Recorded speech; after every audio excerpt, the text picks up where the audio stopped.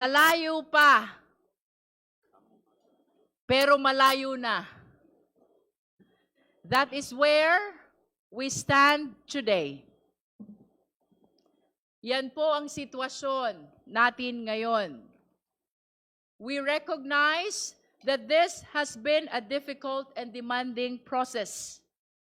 But we also recognize how much we have already uncovered. Marami na tayong naabot sa mga nakaraang linggo.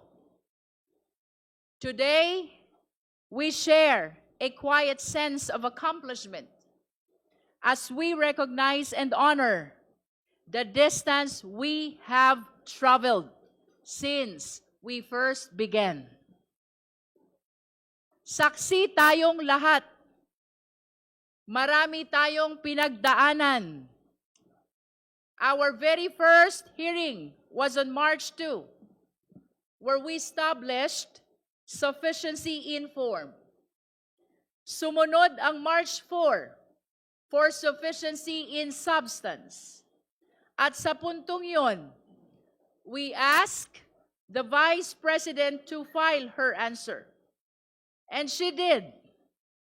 At ang nakapirma, 16 na abogado, 16 lawyers. Pero ang answer na isinumite, halos 10 pages lamang at nakatutok lang sa mga technicalities, sa mga paligoy-ligoy, bagay na ikinagulat ng marami dahil sa totoo lang, hindi naman yon ang hinahanap natin. It was an answer that really just avoided the questions.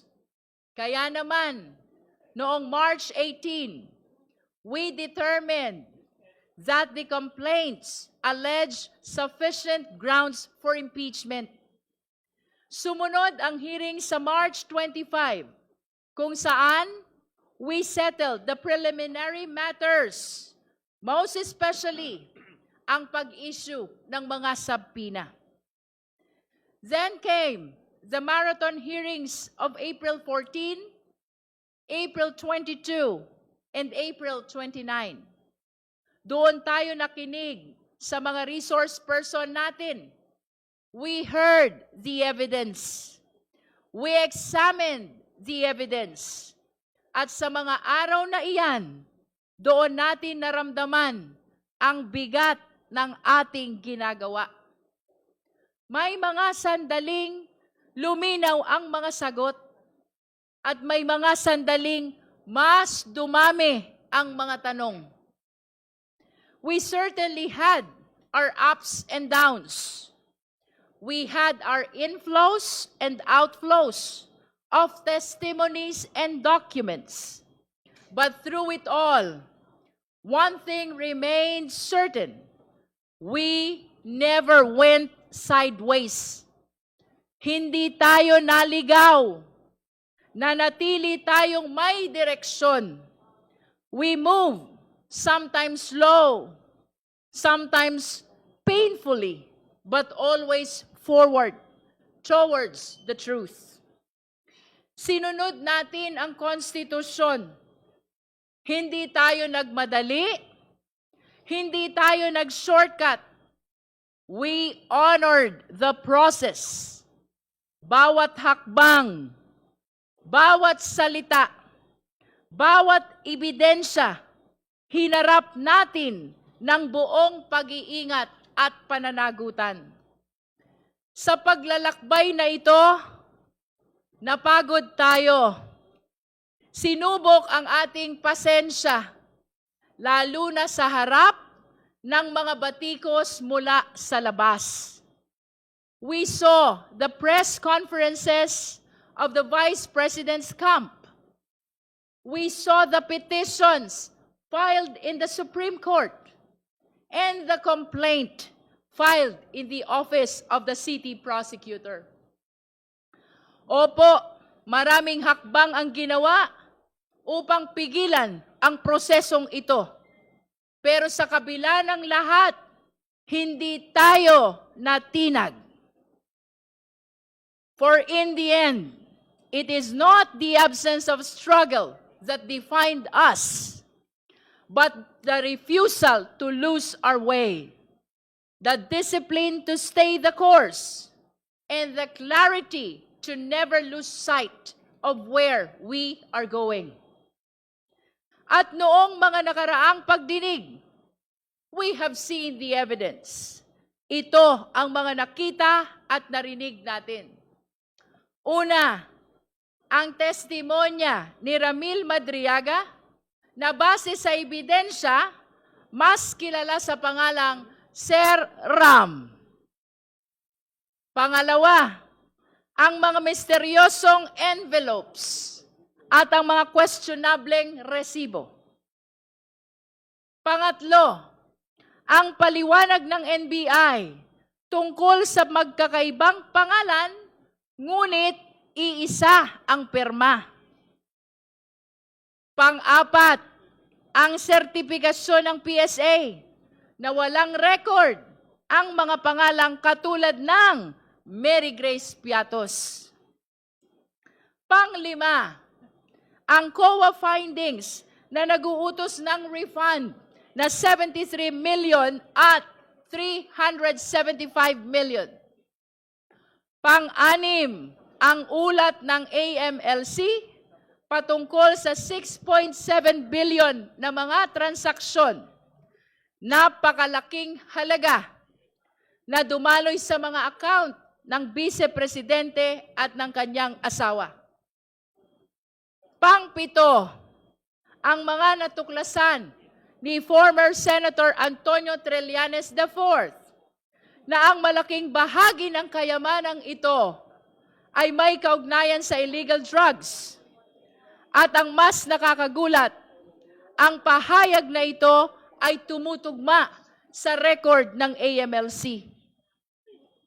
Pangwalo, ang mga dokumento mula sa SEC na nagpapatunay na walang kinikita ang mga kumpanya ng Vice Presidente kahit na natili siyang aktibo sa isa sa mga kumpanyang ito, nang ibig sabihin ay pinagsabay niya ang pagiging Vice Presidente at pagpapatakbo ng negosyo. At nitong huling pagdinig lamang, noong April 29, dalawang bagay naman ang napag-usapan natin. Una, ang selyadong kahon mula sa BIR na sa kabila ng matinding debate, hindi muna natin binuksan. Kahit nasa kapangyarihan naman natin na buksan ito. Sabi nga ni Deputy Speaker Janet Guerin, ang puso natin ay gustong buksan ito, pero ang isip natin, nagsasabing huwag muna. At dagdag pa rito, nagpahayag si Congressman Benny Abante, hindi porket kaya nating gawin ang isang bagay, ay dapat na nating gawin. At ang pangalawa, ang mga ebidensya ng pagmumura at ang pag-contract ng assassin. Grabe po itong mga ebidensyang ito, lalo na yung video ng Vice Presidente. Kong Laila de Lima described it perfectly when she said, noong gabing iyon, nakita natin ang totoong Sara Duterte. Nanlilisik ang mata, halos bumula ang bibig, at lumabas ang dugo sa tenga dahil tila ba sasabog na ang kanyang ulo sa galit.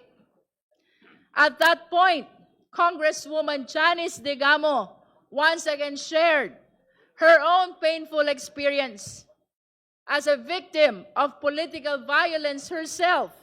Pinaalala niya sa atin na ang banta ng pagpatay ay hindi biro. Ito ay seryosong panganib sa buhay ng tao.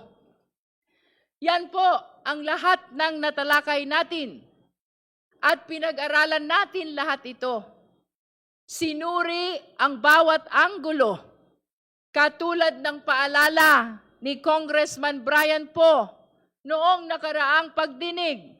Seryoso ang tungkulin nating ito at dapat tratuhin ito na may kaukulang respeto. At sa gitna ng lahat ng ebidensyang ito, sa kabila ng lahat ng diskusyon natin, may isang bagay na hindi nagbago. Ang upuan, ang bakanteng upuan. Sa bawat ebidensya, walang direktang sagot. Sa bawat tanong, walang paliwanag. Naghintay tayo ng salaysay mula sa Vice-Presidente sa ilalim ng panunumpa. Pero ang tanging humarap sa atin ay ang tahimik, ang isang bakanteng upuan. Ngunit mapagtatanto natin na meron na pala tayong hawak na ebidensya mula mismo sa Kanya. Hindi na natin kailangang tumingin pa sa malayo. We already have a sworn statement. Isang sinumpaang salaysay. Ang tagal na palang nandito. Ang kanyang salin. Isang dokumento, siya mismo ang pumirma. Siya ang nanumpa. At siya ang nagsumite. At malinaw ang nakasaad doon. Walang cash o cash deposit. Ngayon, itabi natin ang salin na iyon sa lahat ng ebidensyang ating naipon. Doon lumabas ang tanong na hindi na natin matatakasan. Kapag ang sinumpaang dokumento ay nagsabing zero cash, pero ang official report ay nagpapakita ng bilyon-bilyong transaksyon, saan tayo maniniwala? Kaya naman, noong April 29, the Committee on Justice decided that we have seen enough. No need to extend. No need to give one more chance to someone who refuses to attend. Sabi nga ni Congressman Percy Sendanya, hindi na kailangan ng makeup class ang laging nagkakating class.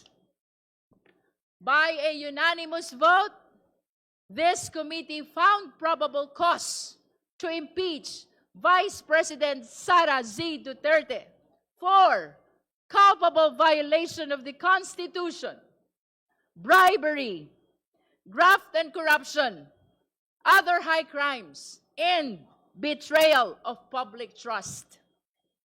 That brings us to today. Ngayon, May 4. Kukumpirmahin natin kung anuman ang mga nangyari noong nakaraan sa pamamagitan ng isang committee report. We are therefore here to finalize the committee report along with the attached resolution setting forth the articles of impeachment. Our task is to approve these documents and transmit everything to the plenary. This is our mandate under the rules. Tayo ang Committee on Justice. Bukod tangi ang komiting ito dahil sa buong listahan ng mga komite sa Kongreso, tayo lamang ang tanging binanggit at binigyan ng partikular na mandato ng ating konstitusyon. We were given that name for a reason. Today, we hope we have lived up to that name, Committee on Justice. Para sa hustisya, sana naibigay natin ang hustisya sa mga complainant. Hustisya sa Vice-Presidente sa pamamagitan ng tamang proseso. At higit sa lahat, hustisya sa sambayanang Pilipino. sana ay panindigan natin ang pangalan ng committee natin. But more than that, I want to take a moment to acknowledge the people behind this work. Hindi biro ang pinagdaanan nating lahat, lalo na ang kapal ng mga dokumentong binasa at sinuri natin. Sa mga resource persons, salamat sa pagharap ninyo dito sa komite. To our colleagues in this committee, thank you so much. Sa ating secretariat at sa mga staff na hindi nakikita sa camera, pero sila ang naging pundasyon ng bawat hearing. Maraming salamat sa inyong lahat. And to the Filipino people, maraming salamat po sa inyong pagsubaybay. Ngayon, habang tinitimbang natin ang bigat ng mga susunod nating hakbang at ang mga posibleng pagsubok na haharapin natin, may isang katotohanang dapat nating alalahanin. Hindi tayo magsisimula sa wala. Ang bawat hakbang natin ay hindi na pabalik, kundi padiretso sa katotohanan. Malayo pa, pero malayo na. Mahaba pa po ang tatahakin nating landas patungong plenaryo at patungong Senado. Ngunit hindi na tayo nangangapa. Marami na tayong naungkat.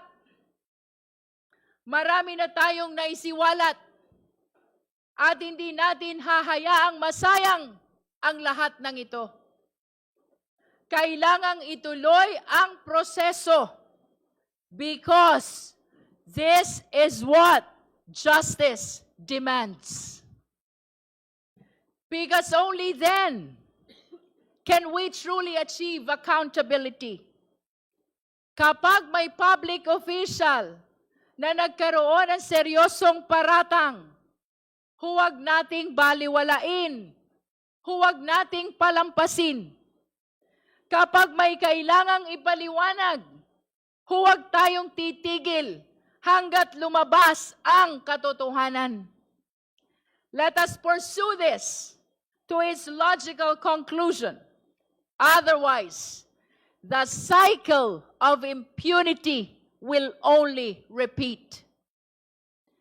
Because we owe it to the next generation of Filipinos to show them that no one, no matter how powerful, no matter the title, is above the law. Huwag nating hayaang masanay ang ating bansa sa kultura ng pagkalimot. Because if we let up now, we fail the very Constitution we swore to protect. Let us therefore move forward with heavy hearts but clear minds. If the Vice President is guilty, let the truth convict her. If she is innocent, let the process clear her. But let it be done through the light of justice, not the shadows of silence. Ituloy na natin ang huling hakbang ng yugtong ito para sa katotohanan, para sa sambayanang Pilipino. Esteemed colleagues, beloved countrymen, malayo pa, pero kahit papaano, sa totoo lang, malayo na. Maraming salamat po.